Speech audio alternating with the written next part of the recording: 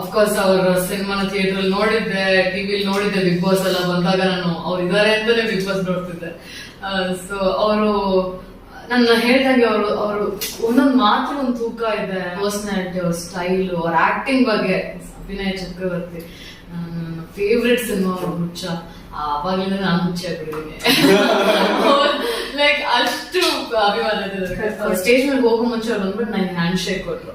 ನಾನು ಅವಾಗ್ಲೇ ನನ್ನ ಕೈ ಇಲ್ಲೇ ಸ್ಟ್ಯಾಚು ಆಗ್ಬಿಟ್ಟಿತ್ತು. ಆಮೇಲೆ ಇವರಿಬ್ರಿಗೂ ನಾನು ಅದೇ ಹೇಳ್ತಿದ್ದೆ, ಎಷ್ಟು ಕಾಫಿ ಇದೆ ಅವ್ರ ಅವರ ಒಂಥರ ಸೂಪರ್ ಸ್ಟಾರ್ ಅಂತ ಫೀಲ್ ಆಗತ್ತೆ.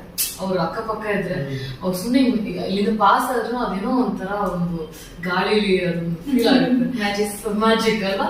ಸೊ ಅದೆಲ್ಲ ಅನ್ಸಿದಾಗ ಆ ಸ್ಟಾರ್ಟ್ ಮೊಮೆಂಟ್ ಅಲ್ಲಿ ನಿಮ್ಮ ಬುದ್ಧಿ ವರ್ಕ್ ಆಗಲ್ಲ. ನಿಮ್ಮ ಹಾಡೋದು ಅಭಿಮಾನದಿಂದ ನಾನು ತುಂಬಾನೇ ಎಕ್ಸೈಟ್ ಆಗಿ ಸರ್ ಜೊತೆ ಮಾತಾಡ್ಬಿಟ್ಟಿದ್ದೀನಿ.